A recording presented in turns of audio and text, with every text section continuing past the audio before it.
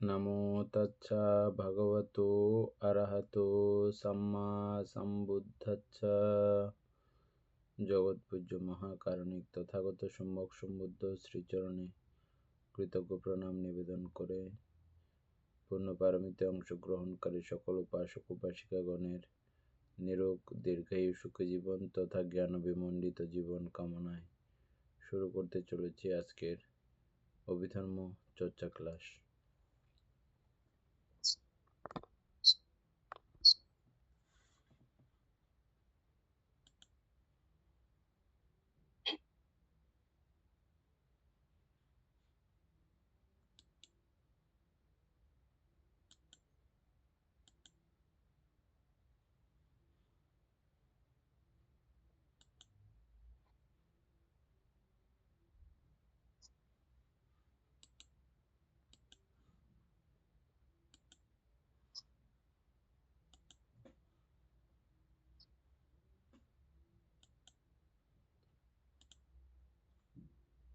রসিকা, আমাদের page number কত?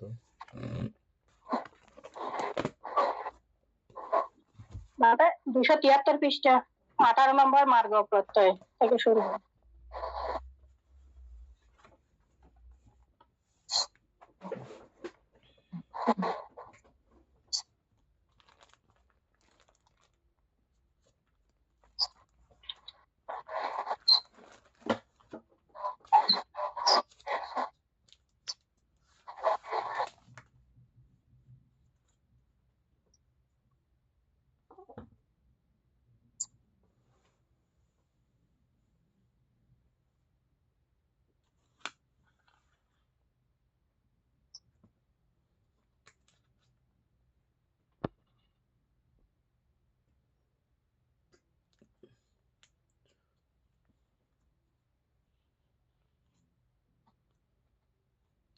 অনামিকা সিংহ পর মার্গ প্রত্যয়।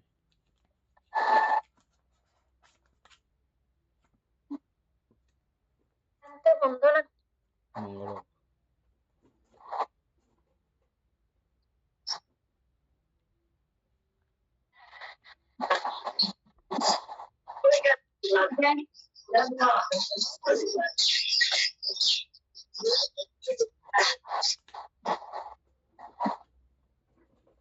অনামিকা সিংহ পর মার্গ প্রত্যয়। একটু পড়তেছে না, অনেক ঘটনা।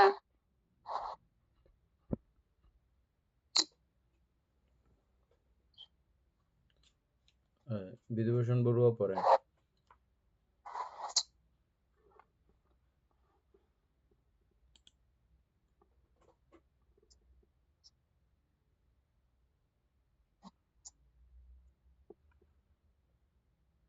মিউট খুলতে হবে, মিউট খুলেন।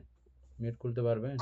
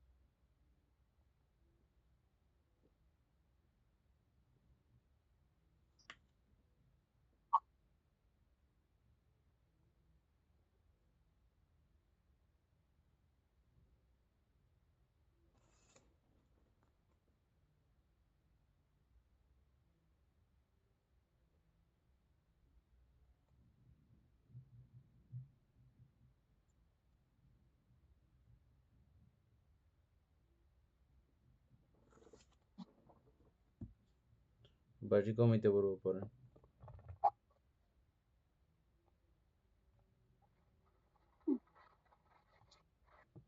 আচ্ছা, 18 মার্গ প্রত্যয়। মার্গ প্রত্যয়ে দ্বাদশ মার্গঙ্গায় এখানে একটা ঠিক আছে।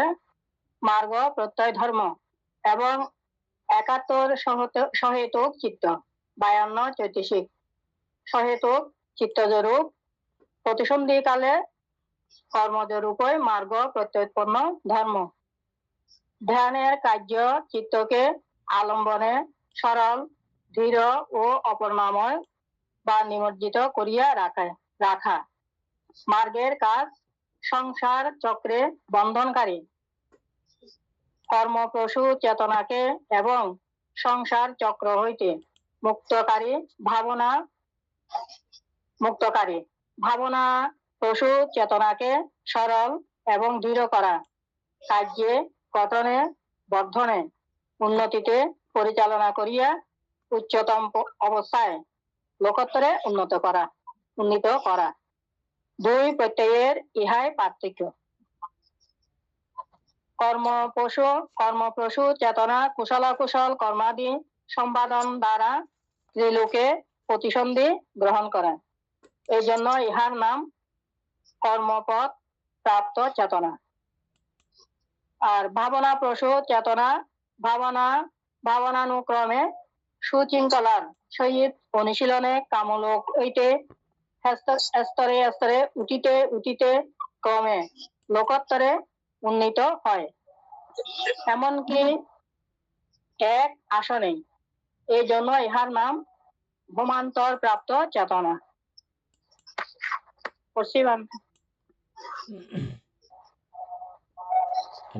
একটা করে আলোচনা করো।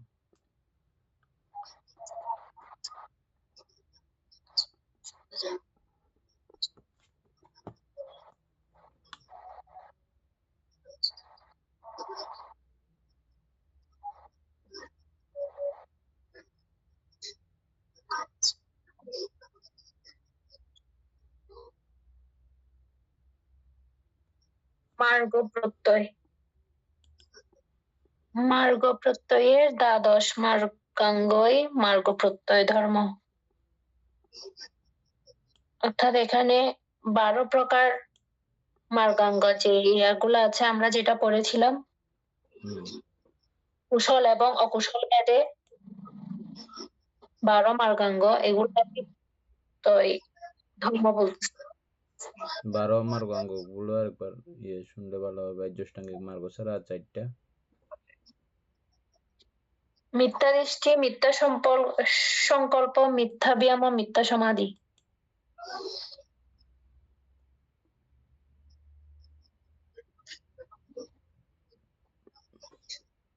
এই 4টা হচ্ছে যে মানে অকুশল পক্ষীয়।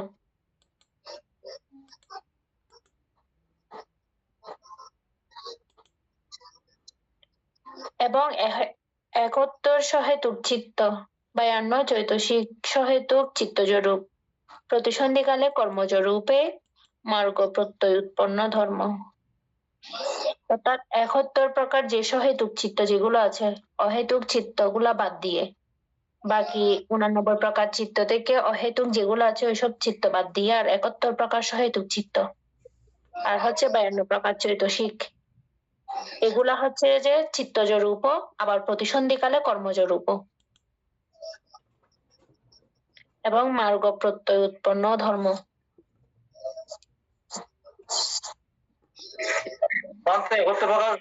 চিত্তটা কি?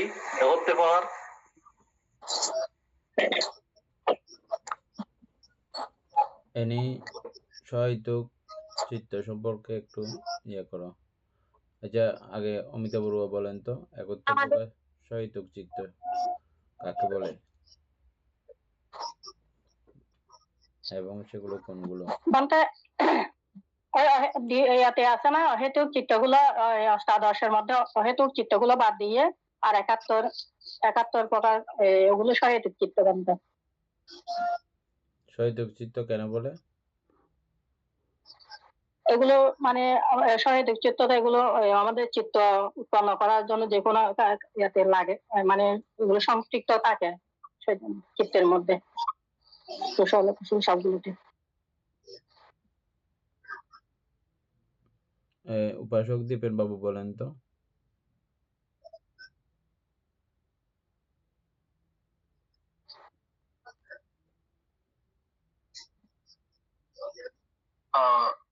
যেখানে মানে হেতু সহেতুক বলতে লোভ দেশ, মোহ, লোভ দেশ, মোহ, এগুলোকে বোঝাচ্ছে।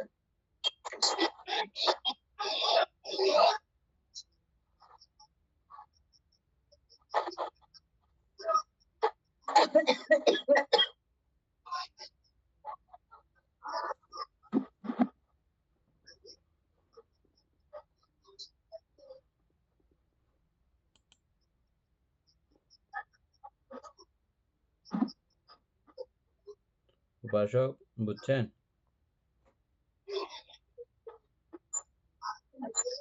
এমন তো বুঝছি। এই উপাসক পুতুল বাবু বুঝছেন কথাটা?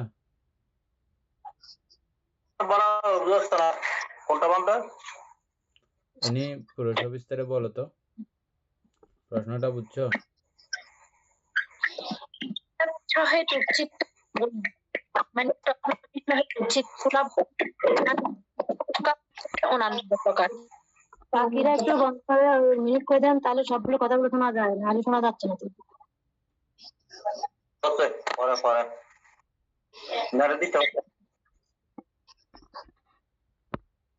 হ্যাঁ বলো। আমাদের চিত্তের সংখ্যা হচ্ছে যে 89 প্রকার চিত্ত। তো 89 প্রকার চিত্তের মধ্যে 18 প্রকার অহেতুক চিত্তগুলা আছে, যেগুলা উপেক্ষা সহগত, চক্ষু বিজ্ঞান উপেক্ষা সহগত, ওইভাবে 18টা অহেতুক চিত্ত আছে, মানে হসিত উৎপাদ চিত্ত সহ যেগুলা আছে। ওই 18টা চিত্ত বাদ গিয়ে আর বাকি 89 থেকে 18 চিত্ত বাদ গিয়ে আর বাকি 71 প্রকার চিত্তই হচ্ছে যে সহেতুক চিত্ত। তো সহেতুক কেন মানতে বুঝছি। ঠিক আছে, হ্যাঁ এরপরে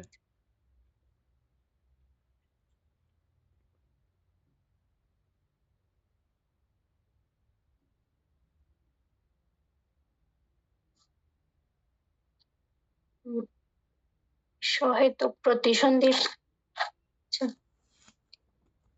এবং 71 সহেতুক চিত্ত 52 চৈতসিক সহেতুক চিত্তজরূপ, প্রতিসন্ধিকালে কর্মজরূপ, মার্গ প্রত্যয় উৎপন্ন ধর্ম।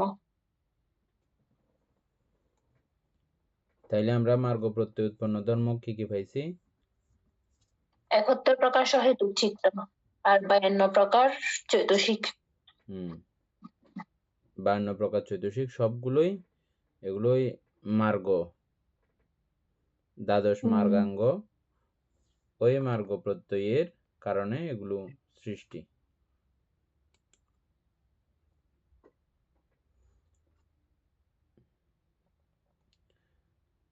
এবং চিত্তজরূপ, সহেতুক চিত্তজরূপ, যেগুলো চিত্তজরূপ অহেতুক ভাবেও চিত্তরূপ উৎপন্ন হয় নিশ্চয়, নাহলে স্পেশালি সহেতুক কথাটা লেখার কারণ কি ছিল? সহেতুক চিত্তজরূপ প্রতিসন্ধির কালে কর্মজরূপই, প্রতিসন্ধির সময়ে কর্মজরূপ আমরা জানি, মার্গ প্রত্যয় উৎপন্ন ধর্ম। এদের পর্যন্ত কারো কোনো সমস্যা আছে? আর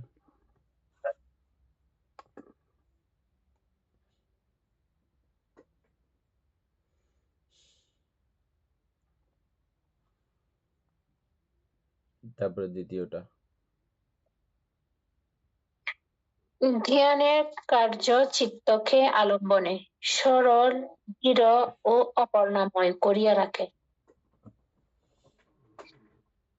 রাখা মার্গের কাজ, সংসার চক্রের বন্ধনকারী কর্ম প্রসূচনাকে এবং সংসার চক্র হইতে মুক্তকারী ভাবনা প্রসূচেতনাকে সরল এবং দৃঢ় করা। আচ্ছা, আগে আমরা প্রথম লাইনটা বুঝি। ধ্যানের কার্য চিত্তকে আলম্বনে সরল, দৃঢ় ও অপর্ণাময় করিয়া রাখা।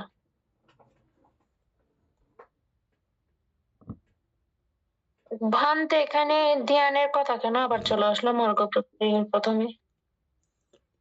এগুলো, এই সমস্যাগুলো আমরা প্রথম থেকেই দেখেছি। এগুলো প্রায় সময় মার্গ বলতে একেবারে কুশল মার্গ নিয়েই আলোচনা করা হয়েছে সব সময়। অসুবিধা নাই, সেভাবে বুঝলেও কোনো অসুবিধা নাই। অকুশলেরটা আমরা এমনি আলোচনা করে ফেলবো আর কি। ধ্যানের কার্য চিত্তকে আলম্বনে সরল, ধীর ও অপর্ণাময় নিমজ্জিত করিয়া রাখা। আর অকুশল ধ্যান যেটা আছে সেটাও অকুশল বিষয়ে নিমজ্জিত করিয়া রাখা, এটা বললে কোনো অসুবিধা নাই। বোঝা গেছে?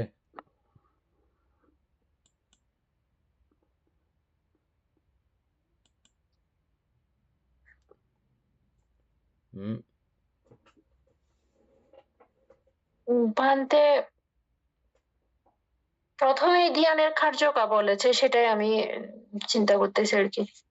ধ্যান মানে ধ্যানের কি? কার্য হচ্ছে আমরা ধ্যান মানে কি বুঝছিলাম?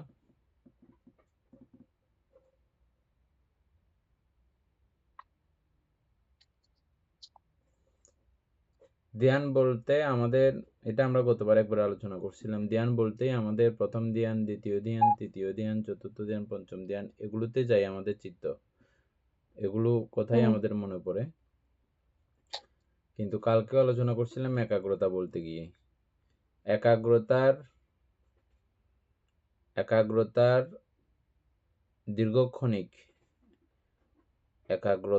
একাগ্র অবস্থা কে আমরা ধ্যান বলি।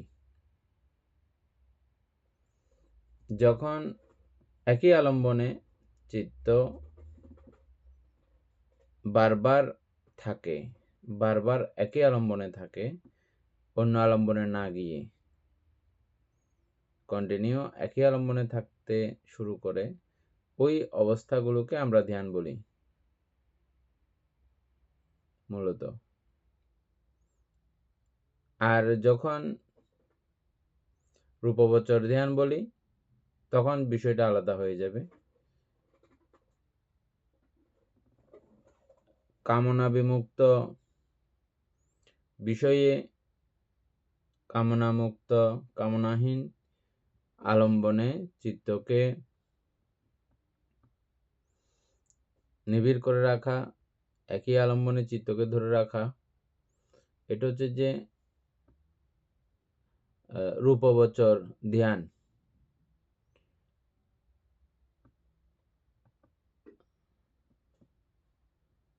আর এই কামবচরের মধ্যে আমরা দ্বিবিধও বলতে পারি ধ্যান। কামবচরের মধ্যে অকুশল ধ্যান আর কুশল ধ্যান। অকুশল প্রক্রিয়াতেও আমরা চিত্ত ধরে রাখি, ওই চিত্ত ধরে রাখাকেও এই ক্ষেত্রে ধ্যান বলা হবে।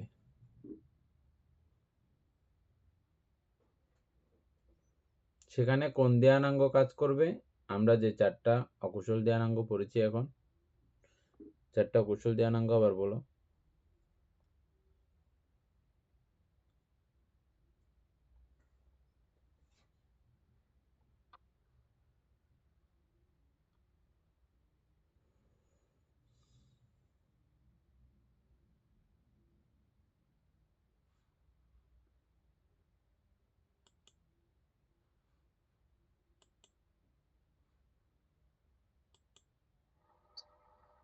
এগুলো মিথ্যা দৃষ্টি, মিথ্যা সংকল্প, মিথ্যা ব্যায়াম, মিথ্যা সমাধি, অকুশল প্রক্রিয়াগুলো। ওগুলোকে কেন্দ্র করে আমাদের যখন চিত্ত বারবার একই আলম্বনে থাকে, ওটাকেই এই ধ্যানাঙ্গ বলা হয়।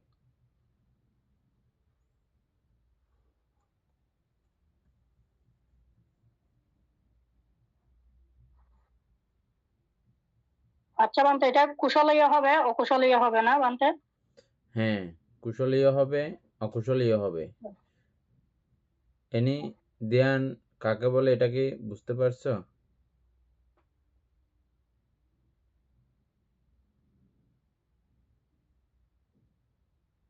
ভান্তে ধ্যান আর ভাবনার মধ্যে পার্থক্য কি?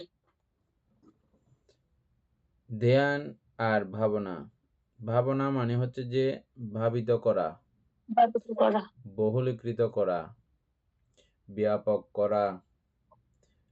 ব্যাপক করার মাধ্যমে এটার একেবারে নির্যাস সম্পর্কে জানা। অর্থাৎ একটা বিষয়কে আমি যখন নর্মালি দূরের থেকে দেখতেছি, ওটা চিনতেছি না, বুঝতেছি না, একটা মানুষকে আমি দেখলাম, দূরের থেকে দেখতেছি, কে কার মুখ কার চেহারা কিছু চিনতেছি না। যখন আমি এটা ক্রমান্বয়ে কাছে গেলাম, ও এটা তো মুখ মানুষ, এবং ওই মানুষ ক্রমান্বয়ে কি দিয়ে তৈরি হয়েছে না হয়েছে সবিস্তারে জানা, হ্যাঁ, পুরো নাম রূপকে বিশ্লেষণ করা, এটা ক্রমান্বয়ে এগুলো প্রত্যেকটা বিষয় ওই চিত্তের ভাবিতব্য যে অবস্থা, মানে চিত্ত ওই বিষয়কে নিয়ে যেই ভাবা চিন্তা করা, এটা পর্যায় ভেদে গভীর থেকে গভীরতম প্রত্যেকটা অবস্থাকে ভাবনা বলা হয়। আর ধ্যান হচ্ছে যে, আমরা কালকে একাগ্রতা পড়েছিলাম। একাগ্রতা প্রতি ক্ষণিক চিত্তের মধ্যেই এই একাগ্রতার অবস্থান আমরা দেখেছি।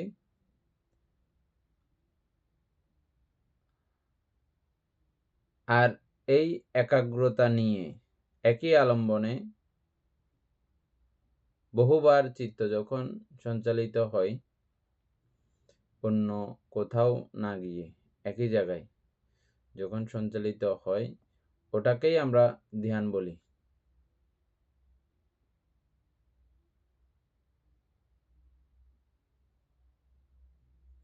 তাইলে ধ্যান আর ভাবনার মধ্যে তফাৎ বুঝে গেছে।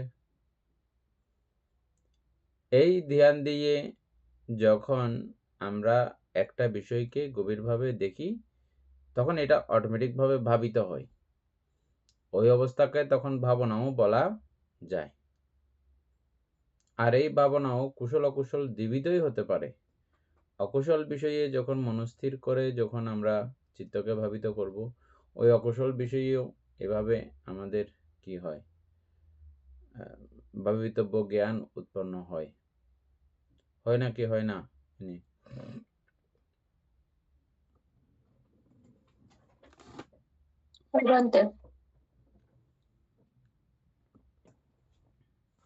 এরপরের লাইন,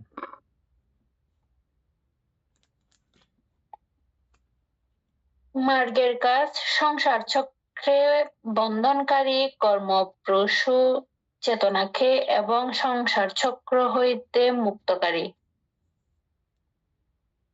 ভাবনা প্রসূ চেতনাকে সরল এবং দৃঢ় করা। তাইলে আমরা ভাবনা সম্পর্কেও বুঝলাম এবং ধ্যান সম্পর্কেও আমাদের ন্যূনতম একটা জ্ঞান এখন হয়েছে। এই ধ্যানটা আমি আবার এখানে দুই প্রকারে বলার কারণে আপনাদের কাছে আর একটু সহজ হওয়ার কথা। কামবচরের মধ্যে কুশল ধ্যানও হতে পারে, অকুশল ধ্যানও হতে পারে। কখন অকুশল ধ্যান? যখন ওই 4 প্রকার অকুশল, মিথ্যা দৃষ্টি, তারপরে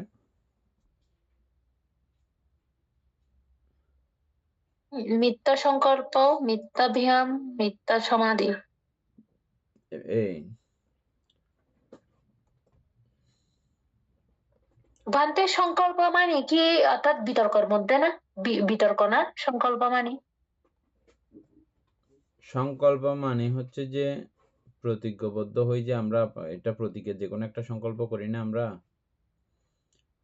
আমি ওর শেষ দেখে ছাড়বো, ও কিভাবে নষ্ট হতে পারে আমি এটা একবার করব, চেষ্টা করব। এরকম নানা ভাবে করে না মানুষে, একে অপরের ক্ষতি করে না। না, হ্যাঁ বান্ত, এটা বুঝছি তো, মানে এটা কি বিতর্কর মধ্যে পড়ে সম্যক সংকল্পটা? ওটা বলছি যে, মানে বিতর্ক চৈতসিক যেটা আছে ওইটার মধ্যে পড়ে না? বিতর্ক কাকে বলে? বিতর্ক মানে তো চিন্তা, কোন একটা আলম্বনে। হ্যাঁ, বিতর্ক জায়গায় বিতর্ক সময় বিতর্ক তো থাকবেই। বিতর্ক মানে হচ্ছে যে ওই আলম্বনে চিত্তকে ঝুলাই রাখার, আটকে রাখার, লটকিয়ে রাখার চেষ্টা, লটকিয়ে রাখা অবস্থাকে যখন এটাতে থাকে, লেগে থাকে, যুক্ত হয়ে থাকে, তখন বলা হয় ওর এখন বিতর্ক আছে।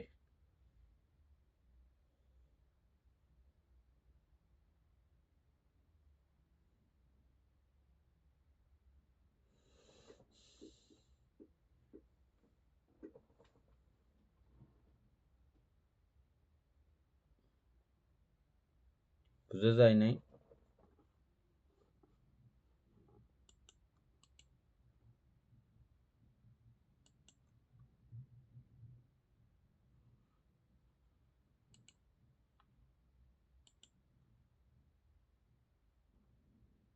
বুঝতেছ না?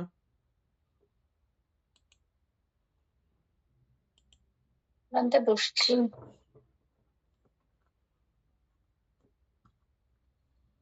তারপরে লাইন।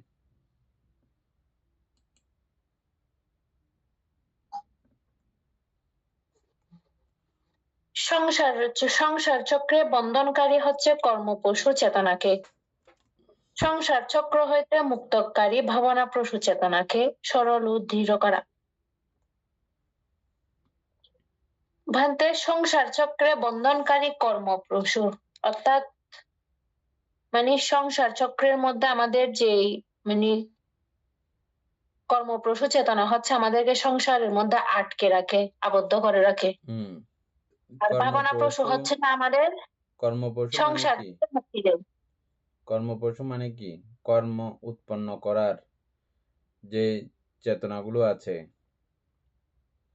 মানে কর্ম উৎপন্ন করার যে চিত্তগুলো আছে, যে চিত্তগুলো মানে কর্ম নামে আখ্যায়িত হয়ে যায়, এগুলো তাইলে এরকম প্রত্যেকটা চিত্তের মধ্যেই ওই আমরা তো আগে পড়ছিলাম না 71 প্রকার সহেতুক চিত্ত, এগুলো সবগুলো সংসারে আবদ্ধ করিয়া কর্মপশু চেতনাকে এক সাইড, দ্বিতীয় সাইড হচ্ছে যে কি ভাবনা, সংসার চক্র হইতে মুক্তকারী ভাবনা প্রসূ। হ্যাঁ, তারপরে এই যেমন এখানে এই ভাবনাটা এখানে কুশলের প্রক্রিয়ার মধ্যে বলা হয়েছে, ওইদিকে বললেও কোনো অসুবিধা নেই, অকুশল ভাবনা বলতে হবে সেটাকে। অকুশল ভাবনা বললেও আবার দুই প্রকারে বললে কোনো অসুবিধা নাই। কামগোচরের ধ্যান ভাবনা একটা হচ্ছে যে কামগোচরের মধ্যে অকুশল আর কুশল। ভাবনা প্রসূ চেতনাকে বান্তে এটা নিচে আলোচনা করে দিয়েছে সুন্দর করে, এটা পড়ে কার্য গঠনে ও বর্ধনে উন্নতিতে পরিচালনা করিয়া উচ্চতম অবস্থায় লোকোত্তরে উন্নীত করা, দুই প্রত্যয়েই ইহাই পার্থক্য। অর্থাৎ কর্মপশু চেতনা কুশলাকুশল কর্মাদি সম্পাদন দ্বারা ত্রিলোকে প্রতিসন্ধি গ্রহণ করে, এই জন্য ইহার নাম কর্মপথ প্রাপ্ত চেতনা। আর ভাবনা প্রসূ চেতনা ভাবানুক্রমে সুশৃঙ্খল সহিত অনুশীলনে কামলোক হইতে স্তরে স্তরে উঠিতে উঠিতে ক্রমে লোকোত্তরে উন্নীত হয়, এমন কি এক আসনে, এই জন্য ইহার নাম ভূমান্তর প্রাপ্ত চেতনা।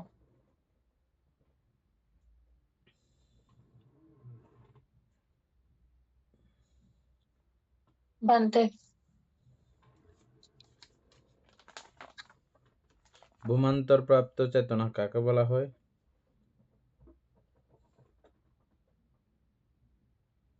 ভূমান্তর প্রাপ্ত চেতনা মানে বান্তে যে মানে এক স্তর থেকে পরিবর্তন, যেমন কামলোক থেকে না রূপবচর থেকে অরূপবচর থেকে লোকোত্তর, এভাবে। হ্যাঁ, মানে আমাদের 31 লোকভূমি দেখেছি না, ওই 31 লোকভূমি মধ্যে আমি তো এখন বর্তমানে এই মনুষ্যলোকে আছি। মনুষ্যলোকের উপরের পর্যায় সবগুলো ক্রমান্বয়ে যেরকম যাওয়া যায়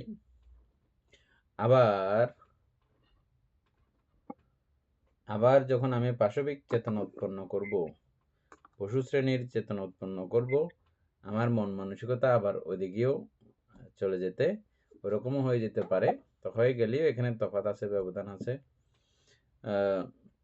ওখানে সরাসরি তির্যক জাতীয় বা নারকীয় যে ফিল, সরাসরি এটা আমাদের কাছে না আসলেও যখন কুশল পক্ষীয় সাইডে যখন আমাদের চিত্ত উন্নত হয়, ওই ফিলগুলো সরাসরি আসে। মজা না? কি বলতে চাইছি যে, মানে আমরা যখন এই নারকীয় কার্যক্রমগুলো করি, আমাদের চিত্তে স্বাভাবিকভাবে কিছু নারকীয় অবস্থা, মানসিক দুঃখ যন্ত্রণা, তখন আমরা ওই সামান্য কিছু না, ওইটা চিন্তা করলে, ওটা ভাবলে, হ্যাঁ, নারকীয়গুলো বা তির্যক প্রাণীর অবস্থাগুলো ভাবলে ওটা তেমন কিছু না, কিন্তু আসে, এই ফিলগুলো আসে। আমরা অজ্ঞানতাবশতই এই ফিলগুলোর সঙ্গে এগুলো যে আসবে না জেনে না বুঝে ওটার সঙ্গে আমরা জড়িত হয়ে যাই। অজ্ঞান এমন একটা জিনিস, এটা একবার আসছে যে জানি আমরা, জানার পরেও আবার দ্বিতীয়বারও ওই চিত্তগুলোকে অনুশীলন করি আমরা। আবার একবার কিন্তু এটা নিয়ে গন্ডগোলে পড়ছি যে আমি এরকম মানসিক দুঃখ, পীড়া, যাতনা, যন্ত্রণা পেয়েছি, যে আমি জানলেও আবার পুনঃ এটা করি।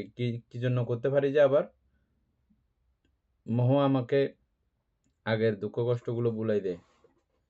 মোহ ওইভাবে আমাকে সতর্ক এবং সজাগ রাখে না, আবার আমি করি। যাই হোক, যেটা বলার জন্য বলছি, এই অনুভূতিগুলো, স্বর্গীয় অনুভূতি তথা ব্রহ্মলোকীয় অনুভূতি তথা ক্রমান্বয়ে শ্রোতাপত্তি হইতে অরহৎ মার্গ এবং ফল পর্যন্ত সমস্ত অনুভূতিগুলো দৈহিক এবং মানসিকভাবে উভয়টাই অনুভব করা যায়। এজন্য পুরো সকল ভূমিগুলোর স্পর্শ এই চেতনাকে কেন্দ্র করে উৎপন্ন হয়ে যেতে পারে। এজন্য ব্রহ্মান্তর প্রাপ্ত চেতনা। বুঝা গেছে? বেশি ডেঞ্জারাস না এটা কথাটা?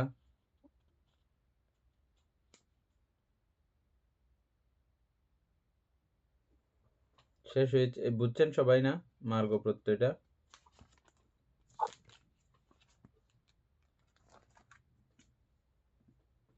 মার্গ মানে রাস্তা। আমরা এরকম 12টা রাস্তা দেখেছি। ওই রাস্তাগুলোর প্রত্যয়, ওই দিশার প্রত্যয়ে কি কি লাভ হয়, কি কি উৎপন্ন হয়, এগুলো আমরা দেখলাম। দীপেন বাবু 19 নম্বর পড়েন।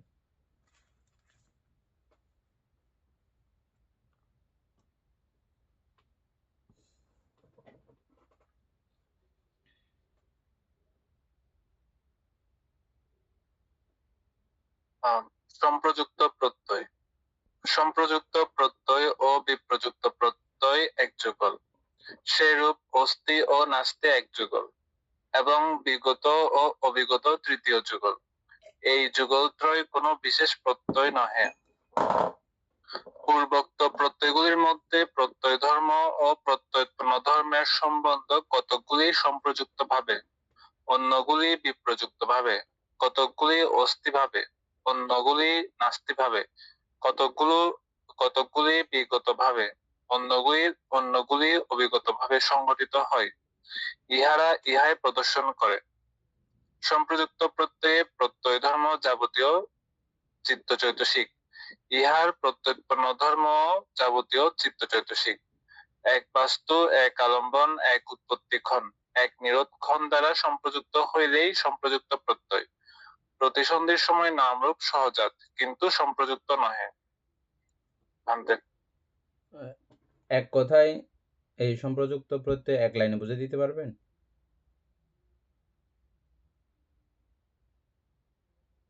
না ভান্তে। অমিত বড়ুয়া এক লাইনে পারবেন এটা?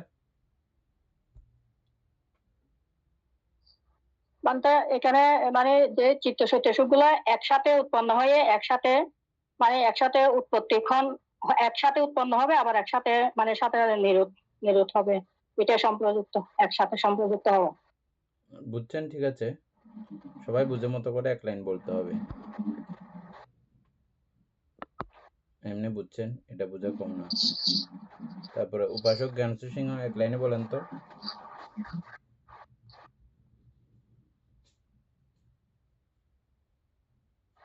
বানতে আমি পারবো না। এনে বলো।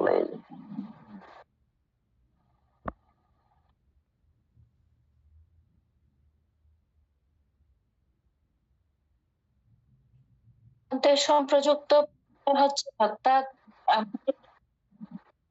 এবং চৈতসিক এমন ভাবে এটা হয়ে মিলেমিশে উৎপন্ন হয়, এটা মানে কোনোভাবে আলাদা করা যায় না। একে আরেকটার সাথে মানে একটা সম্পর্ক আরেকটা সম্পর্কে মানে আটটাকে সবকে মানে সম্পর্কিত করে রাখে, এটাই সম্প্রযুক্ত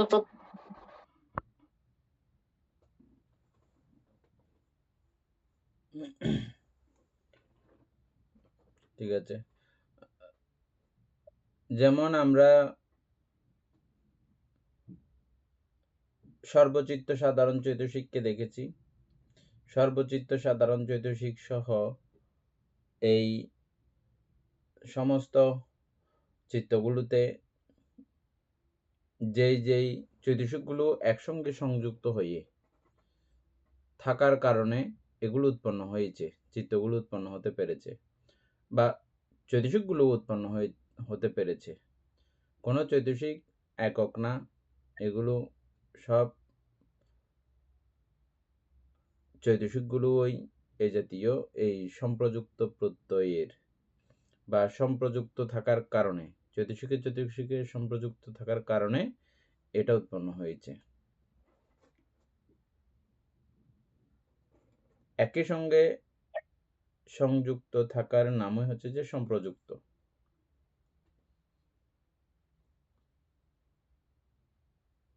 তাহলে এই সম্প্রযুক্ত প্রত্যয়ও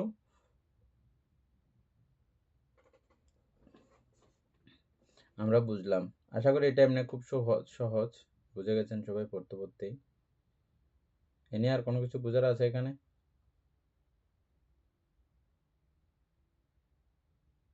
ভান্তে এখানে সম্প্রযুক্ত প্রত্যয় ও বিপ্রযুক্ত প্রত্যয় এই দুইটাকে বলছে যে এক যুগল। আবার নাস্তি অস্তি নাস্তি এটা এক যুগল, আর বিগত অবিগত তৃতীয় যুগল।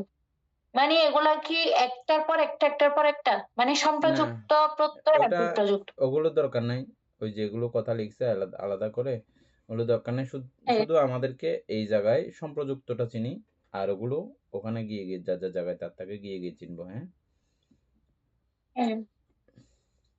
সম্প্রযুক্ত কথাটা হচ্ছে যে কি, আমি সর্বচিত্ত সাধারণ চৈতসিকের উদাহরণ দিলাম, এগুলো সবগুলো সংযুক্ত থেকেছে বলেই আমাদের বিজ্ঞান, একেবারে ন্যূনতম সূক্ষ্ম বিজ্ঞান যেটা, ওটার অস্তিত্ব উৎপন্ন হয়েছে।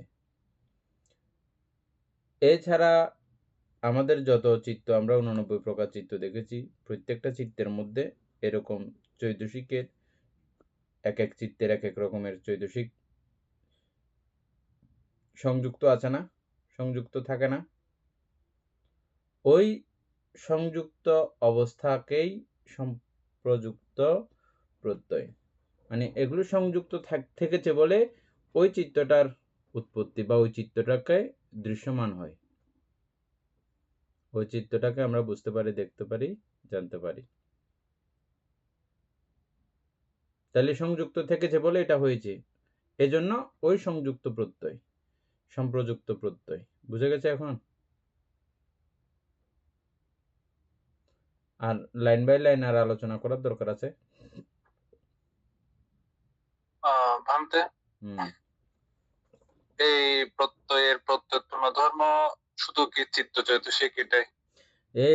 এই প্রত্যয়ের প্রত্যুৎপন্ন ধর্ম যাবতীয় সবকিছু চিত্ত চৈতসিক। হ্যাঁ, প্রত্যুৎপন্ন ধর্ম যাবতীয় চিত্ত চৈতসিক, একদম এটা বলে দিছেন এক কথায়। কারণ আমরা কোনো অবস্থাকে মৌলিক দেখি নাই, দেখেছি? তো যৌগিক হইলে তার মানে বুঝতে হবে যে যৌগিক যেহেতু এটা সম্প্রযুক্তভাবেই তৈরি হয়েছে, এই জন্য যাবতীয় চিত্তচৈতসিক। তারপরে নিচে একটা লেখা আছে আরো এক বাস্তু, মানে কখন এগুলোর মানে সংযুক্তিটা, বাস্তু থাকবে একটা, আলম্বনও থাকবে একটা, এবং উৎপত্তিক্ষণও একটা, এক উৎপত্তিক্ষণ এবং এক নিরুৎক্ষণ দ্বারা সম্প্রযুক্ত হইলেই সম্প্রযুক্ত প্রত্যয়। এই জায়গাটাকে বুঝছেন?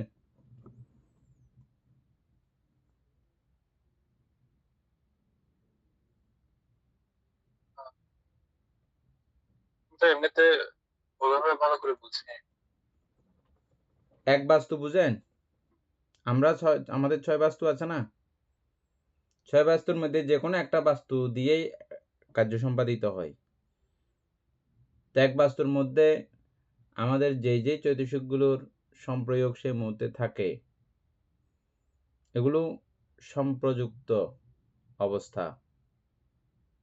এক বাস্তুর মধ্যে কি একটা চৈতসিক, একটা ঘটনা ঘটার সময় একটা চৈতসিক?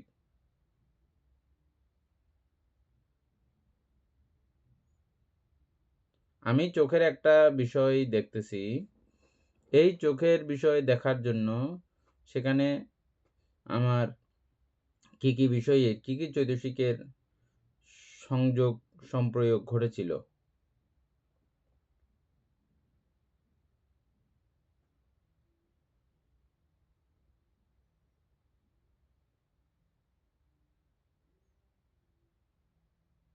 বোঝা যাচ্ছে না কেন কথাগুলো? ভান্তে চক্ষু বাস্তুর কথা বলতে গেলে তো ভান্তে এখানে তো আলোর প্রয়োজন আছে, মনস্কারের প্রয়োজন আছে, হুম আলম্বনের প্রয়োজন আছে, অনেকগুলো মিশেই আমরা ওই যেমন দৃশ্যমান হয় বস্তুটা ভাই, আলম্বন দৃশ্য লাভ দৃশ্য মানে হয়, হ্যাঁ, এখানে দৃষ্টি লাভ শুধু করে। আমরা চৈতসিক ওইগুলো তো আছেই, শুধু চৈতসিকের কথাগুলো বললেও যে চৈতসিকের অবস্থাগুলো সেই মুহূর্তে থাকে একই বাস্তুর মধ্যে,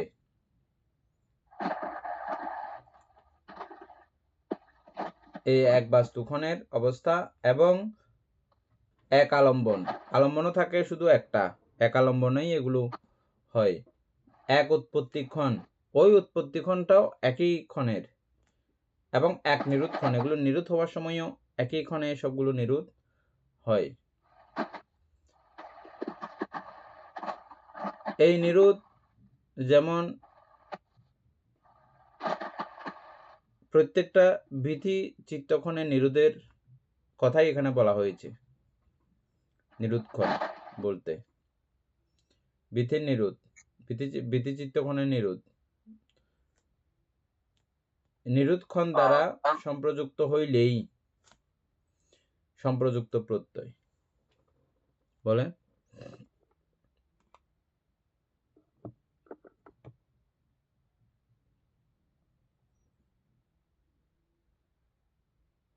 বলেন?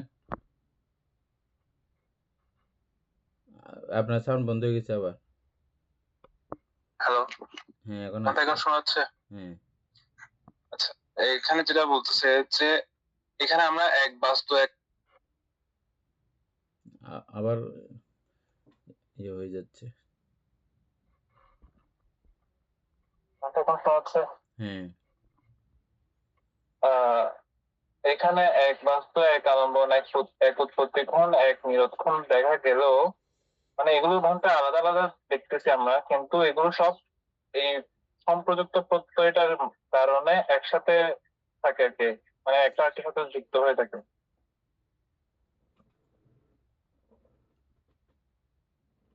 অর্থাৎ এক বাস্তু, আমাদের 6 বাস্তুর কাজ একসঙ্গে চলে না। এক বাস্তু 6 বাস্তুর কাজ একসঙ্গে চলে। আমরা যদিও বা মনে করতেছি আমি খাচ্ছিও, টিভিও দেখছি, এগুলো নিয়ে আমরা একবার আলোচনা করেছিলাম, মনে আছে? খাচ্ছি, টিভি দেখতেছি, আবার শ্রবণের কার্যক্রম চলতেছে, আমরা মনে করতেছি যে এট এ টাইম সবগুলো চলতেছে। তো কিন্তু এখানে আমরা প্রমাণ হিসেবে দেখলাম যে কিনা এট এ টাইম সবকিছু চলে না। যখন খাবার কার্য চলে তখন খাবার কার্য চলে। খাবার কার্য মানে কি, আমি এদিকে চাবাইতেও থাকলাম, চাবানোর কার্যক্রমও চলতেছে, কিন্তু চাবাইলেও সবসময় কিন্তু আমরা ওই রসের কার্যক্রম কিন্তু আমাদের চলে না। রসের কার্যক্রম চলার জন্য রসের মধ্যে বা জিহ্বার মধ্যে আমার মনকে আনতে হয়, তখন এটা স্বাদ তিতে মিঠা আমি বুঝতে পারি, নাইলে কিন্তু আমি বুঝতে পারি না। এমনি খাওয়া হয় যে শুধু, কিন্তু সেটা খাওয়া কিন্তু আমাদের আর হয় না, মানে রস আস্বাদন করা হয় না।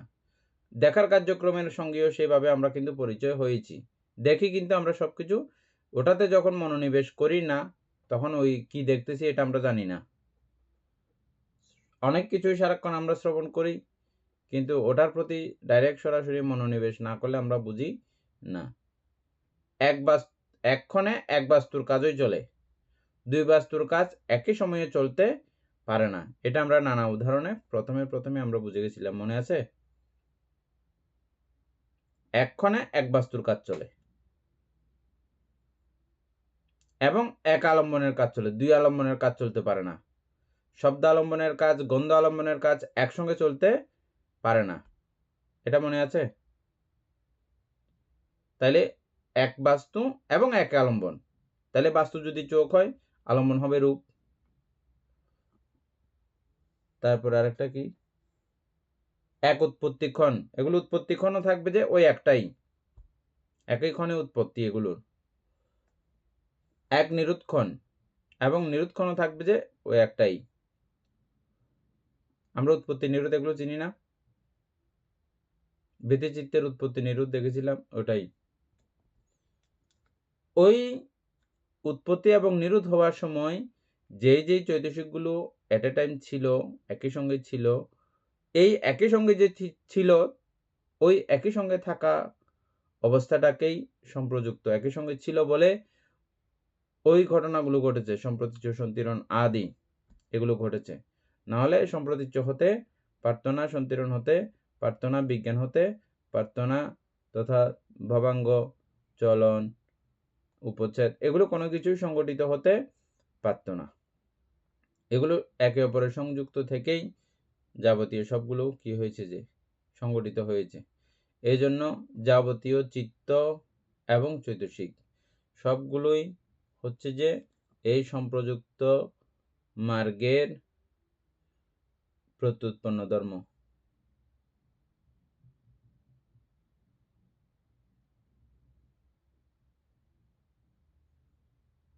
এই জন্য সম্প্রযুক্তের প্রত্যয় ধর্ম কি, যাবতীয় চিত্ত চৈতসিক, আর প্রত্যুৎপন্ন ধর্ম কি, তাও যাবতীয় চিত্ত চৈতসিক। এখন বুঝা গেছে না?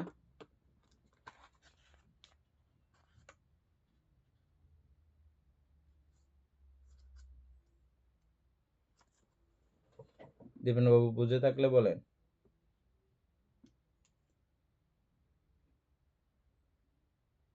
ক্লিয়ার হয়েছে?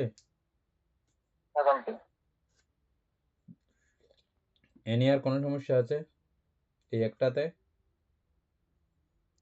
না বানতে বুঝতে পারছি মোটামুটি। তারপরে বিপ্রযুক্ত প্রত্যয় পড়লে ওখানে আমাদেরকে একটু করে আলোচনা করে দেওয়া হয়েছে, দিলেও ওগুলো পরে মনে হয়েছে যে ওগুলো আসলে কোনো প্রত্যয় না, এরকম একটা ভাব কিন্তু আমাদের হয়তো চলে আসছে না, কিন্তু আসলে এগুলো প্রত্যয়। না হলে বুদ্ধ ভগবান এভাবে দিত না 24টা ভাগ করে। তুমি পড়ো, তারপরে বুঝবে।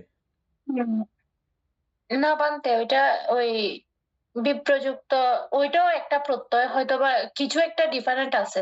দেখো যে কি এক ডিফারেন্স আছে, বলতেছে এক এটা না। পড়লে এখন বুঝে যাবে, পড়ো। আমি পড়ি বিপ্রযুক্ত প্রত্যয়। হুম। রূপ অরূপের সহিত এক বাস্তু ও এক আলম্বন গ্রহণ না করিয়াও অরূপের উৎপত্তির প্রত্যয় হয়। অরূপ তদ্রূপ রূপের উৎপত্তির প্রত্যয় হয়। রূপ ও অরূপের এভংবিধ প্রত্যয় বিপ্রযুক্ত, ইহা ত্রিবিধ এবং অনুবাদে বিশদ।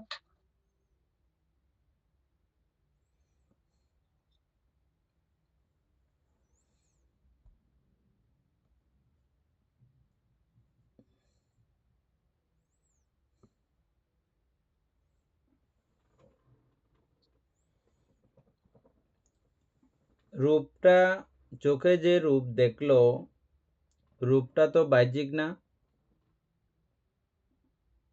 অমিতা বড় হ্যাঁ কথাটা বুঝছেন? রূপটা তো বাহ্যিক। আর অরূপ, অরূপ এগুলো সম্পূর্ণ আলাদা ব্যাপার, আলাদা বিষয়। বুঝতে পারতেছেন? রূপ সম্পূর্ণ আলাদা, আবার অরূপ সম্পূর্ণ আলাদা। অরূপ বলতে কি বোঝানো হয়েছে? নামকে। রূপ অরূপের সহিত এক বাস্তু। এই দুইটা বিষয়ের আমরা এখন চোখের কথা বললাম যে একই বাস্তু দিয়ে এই কার্যক্রম চলেছে না? একই বাস্তুর অধীনে এবং একই আলম্বনের অধীনে এক আলম্বন গ্রহণ না করিয়াও রূপ অরূপের সহিত এক বাস্তু ও এক আলম্বন গ্রহণ না করিয়াও অরূপের উৎপত্তির প্রত্যয়।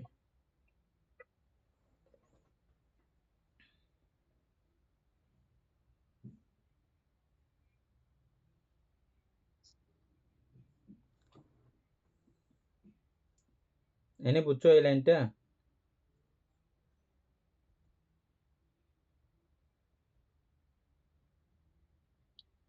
ভান্তে অর্থাৎ এটা কি মানে ভান্তে এটা আমরা এটা যদি আমরা সম্প্রযুক্তকে যদি আচ্ছা আচ্ছা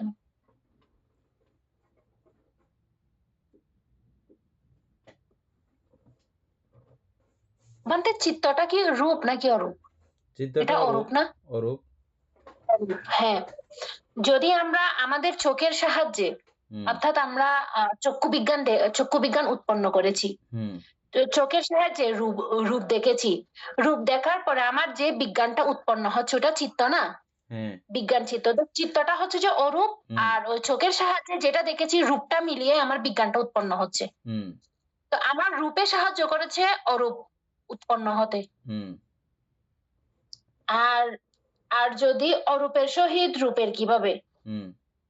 অরূপের সহিত হচ্ছে যে অর্থাৎ আমাদের মানে এই মনের মধ্যে যদি কোনো ধরনের কোনো রাগচিত্ত উৎপন্ন হয়, তো ওই রাগটা কিন্তু আমাদের এই শারীরিক ভাবে সেটা আমরা মানে একটা মানে মুখমণ্ডলের আকার আকৃতি সেটা বোঝা যায়। এই চিত্তটা ওইটা হচ্ছে যে ওই যে বোঝা যায় মানে যে যেটা ধরা পড়ে যে আমি এখন রাগচিত্ত নিয়ে আছি। আমি যদি কোনো আনন্দ বা কোনো প্রীতি নিয়ে থাকি, তাহলে যে আমার একটা মুখের একটা হাসি বা একটা সৌন্দর্য, ওইটা কিন্তু ওইটা হচ্ছে যে রূপ। আর যেই রাগচিত্ত উৎপন্ন হয়েছে বা যে প্রীতিচিত্ত উৎপন্ন হয়েছে সেটা হচ্ছে যে অরূপ। তাহলে অরূপের মাধ্যমে রূপের যে উৎপত্তি, এভাবে একে অপরকে সাহায্য করে। অমিতা বড়ুয়া, আশা করি বুঝে গেছেন না? খুব সোজা। দুইটা দুই জায়গার জিনিস, দুইটা দুই বিষয়ের বিষয়। এগুলো সংযুক্ত হয়ে এটাও উৎপন্ন হয়, ওটাই উৎপন্ন হয়। বিযুক্ত থেকেও এভাবে তারা নাম এবং রূপ উৎপন্ন করতে সহযোগিতা করে। দীপেন বাবু, ক্লিয়ার হয়েছে? অমিতা বড়ুয়া বলেন, বুঝছেন? এখানে মানে চিত্ত চৈতসিক যদিও বা এখানে আলাদা আলাদা আছে, আলাদা থেকেও মানে এখানে রূপ উৎপত্তি করতে সাহায্য করে এবং রূপ উৎপত্তি করতে সাহায্য করে, মানে যদিও বা আলাদা একটা অপরের সাথে। ভালো করে বোঝেন নাই। উপাসক পুতুল বাবু কি বলতে চাইছে?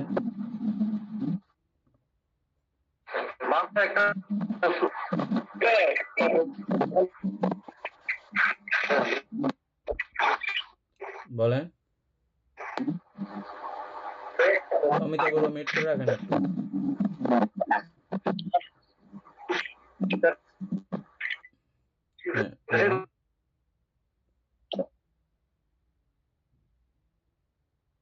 কই শোনা যাচ্ছে না, বলে?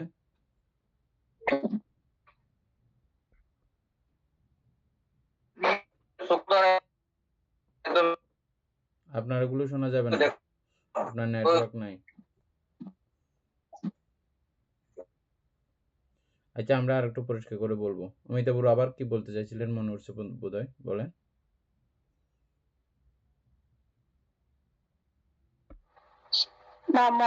না, আমি যদি মানে বলি দেহ এবং মন, হুম তো দেহ একটা এটা রূপ, আর মনটা আমরা অরূপ ধরি, যদিও বা এটা ইয়ে করে, কিন্তু এটা একটার সাথে একটা যদিও বা আলাদা হয়, কিন্তু মানে একটা মানে আলাদা হলেও মানে এগুলো একে অপরের সাথে সম্পর্ক আছে, মানে এই ধরনের হবে কিনা সেটা। এই যে আমরা ভান্তে বাহ্যিক ভাবে রূপ দেখতেছি, হ্যাঁ, রূপটা এটা বাহ্যিক পুরো, এটার সঙ্গে সম্প্রযুক্ত না। সম্পর্যুক্ত না। না, সম্প্রযুক্ত না হয়েও আমি একটা এখানে কিছু একটা মজার একটা খাবার জিনিস দেখেছি, এটা বাইরের জিনিস দেখে এটার প্রতি আমার যে আকর্ষণ উৎপন্ন হয়েছে, হয়ে আমার একটা লোভচিত্ত উৎপন্ন হয়ে গেছে, তাহলে এটা বিপ্রযুক্ত হয়েও আমার এখানে লোভচিত্ত উৎপন্ন হতে ও সাহায্য করেছে, তাইলে অরূপ তৈরি হলো। ওই লোভটা অরূপ না, অরূপ তৈরি হলো। আবার একইভাবে রূপও হতে পারে। রূপ যেমন এনি কি বললো,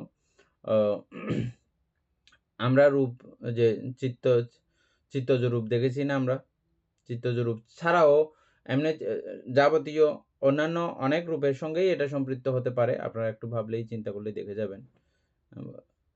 এভাবে বিপ্রযুক্ত বিষয়ের সঙ্গে সংযুক্ত হয়ে আমাদের রূপীয় নানা পরিবর্তন হতে পারে। যেমন ওইটা বাহ্যিকভাবে ওটা দেখেছেন, দেখার কারণে আপনার মনে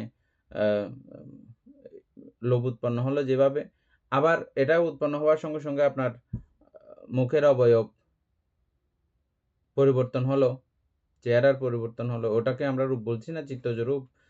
আনন্দ উৎপন্ন হলো, কান্না উৎপন্ন হলো, নানা কিছু হতে পারে এরকম, তাহলে এটা পরিবর্তন হলো। তাহলে এই রূপ উৎপত্তিতেও সাহায্য করে, নাম উৎপত্তিতেও সাহায্য করে, এই বিপ্রযুক্ত থেকেও এভাবে সাহায্য করতেছে, সেজন্য বিপ্রযুক্ত প্রত্যয়। উপাসক জ্ঞানশীল সিংহ বলেন, কি বলতে চাইছেন? না ভান্তে, আমি ওই চক্ষু বাস্তুর কথা বলছিলাম, যে রূপ মানে চোখ একটা ফুলকে দেখলো, তো পরবর্তীতে যখন আমার চিত্ত মানে চলে গেল, মানে চক্ষু বিজ্ঞানে চলে গেল, তখন সেই অবস্থায়, অরূপ অবস্থায় আমি সেই রূপটাকে আমি দেখতে পারি, ফুলটাকে দেখতে পারি। তো বলছে যে আলম্বন গ্রহণ না করিয়া ও রূপের উৎপত্তি প্রত্যয়। তো আলম্বন, সে পরবর্তী অবস্থায় আমি ফুলটাকে যদি নাও দেখলাম, মানে আলম্বনটা আমি নাও দেখলাম, কিন্তু আমার অরূপের মধ্যে আমি সেই ফুলটাকে আমি মানে বুঝতে পারি যে সেই ফুলটা গোলাপ ফুল বা যেই ফুল, সেটা এরকম অরূপ ভাবে সেটাকে আমি আলম্বন গ্রহণ না করে উৎপত্তি করতে পারি, সেটা বলছিলাম ভান্তে। আচ্ছা, ঠিক আছে, ওটাতে একটু পরে আসতেছি। এ নিয়ে আমরা যেদূর ইয়ে করেছি এদূর কি বোঝা গেছে? তুমি তো বুঝছো ভালো করে। এর পরেরটা অন্তে এর পরেরটা কোনটা? আমি তো এটা এমনি বিপ্রযুক্ত এটা বুঝছি। আলম্বন গ্রহণ না করিয়াও, এক আলম্বন গ্রহণ না করিয়াও অরূপের উৎপত্তির প্রত্যয় হয়।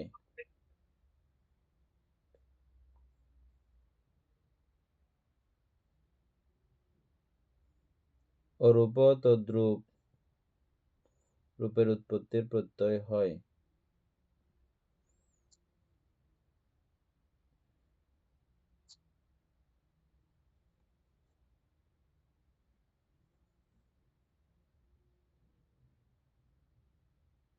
অরূপের সহিত এক বাস্তু ও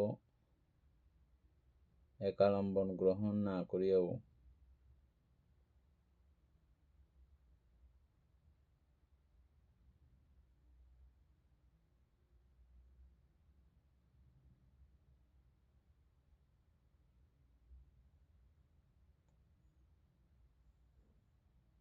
লাইনটাতে একটু গাবলা আছে, অথবা লেখার গাবলা হয়েছে, কিন্তু আমরা এটা আগে বুঝছিলাম বলে পুরো ঠিক চিহ্ন দেওয়া আছে বইয়ের মধ্যে, কিন্তু লাইনটার মধ্যে একটু গাবলা আছে। আমরা সচরাচর জানি যে এক বাস্তু, এক আলম্বন এবং এক উৎপত্তিক্ষণ।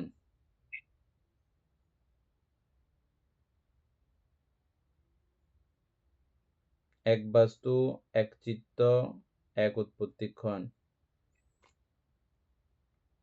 এবং এক আলম্বন। তো এখানে সেই কথাটার কি বিপরীত হয়ে গেছে না? ভান্তে বিপ্রযুক্তর ক্ষেত্রে বলছে যে মানে মানে বিপ্রযুক্ত প্রত্যয়ের মধ্যে রূপ যদি এক বাস্তু গ্রহণ করে বা একই আলম্বন গ্রহণ করে, অরূপ মানে ওই অরূপ উৎপন্ন হতে, মানে অরূপ উৎপন্ন হতে মানে সেটা একই বাস্তু আর একই আলম্বনের প্রয়োজন হয় না। আর রূপ হচ্ছে তো ভান্তে এই অর্থাৎ আমাদের জড় বস্তু, যেগুলো আমাদের বাইরের যে ইয়াটা, সেটা ঠিক আছে এক পর্যায়ে, কিন্তু এখানে লেখাটা একটু, এটা আবার কালকে দেখতে হবে।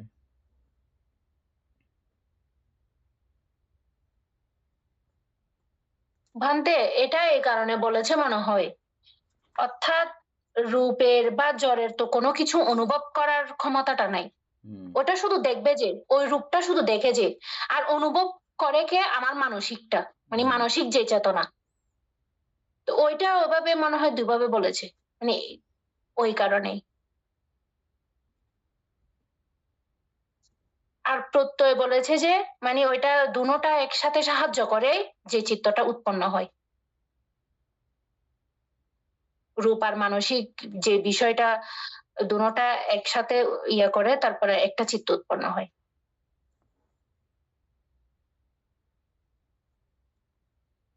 ঠিক আছে, আজকে আমরা ওটা যে দূর আলোচনা করছি দূর থাক, কালকে এটা আর একটু আলোচনা করব। ইহা ত্রিবিধ এবং অনুবাদে বিশদ। তবে এখানে কিন্তু এটা শেষ করে নাই,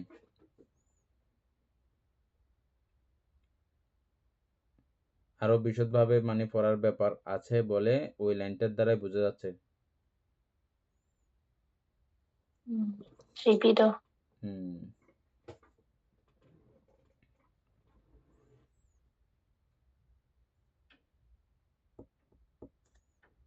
আজকে তেমনি সময় শেষ হয়ে গেছে, আস্তে প্রত্যয় থেকে কালকে, আর 20 নম্বরটা আবার কালকে আলোচনা করব। সদ্ধর্মপ্রাণ প্রিয় উপাসক উপাসিকা বৃন্দ, এতক্ষণ যাবৎ আমরা অভিধর্ম চর্চা করেছি, এতে আমাদের অপ্রমেয় পুণ্য সাধিত হয়েছে। পুণ্যরাশি অনন্ত চক্র অলবাসী সত্যগণকে দান করছি এবং গুরুভান্তি দিগকে দান করছি, মাতা পিতাগণকে দান করছি। এই পুণ্যের কাছে আমরা প্রত্যেকে প্রার্থনা করব নির্বাণ লাভ অবধি অসৎ ব্যক্তি মূর্খ ব্যক্তি পাপমিত্রের সংসর্গ লাভ না করে সদা সর্বদা জ্ঞানদর্শী কল্যাণ মিত্রের সান্নিধ্য সংসর্গ লাভ করতে সক্ষম হই। এই রূপ সাধু কামনা পোষণ করে আজকের মতো ক্লাস এখানে সমাপ্ত করছি। সাধু সাধু সাধু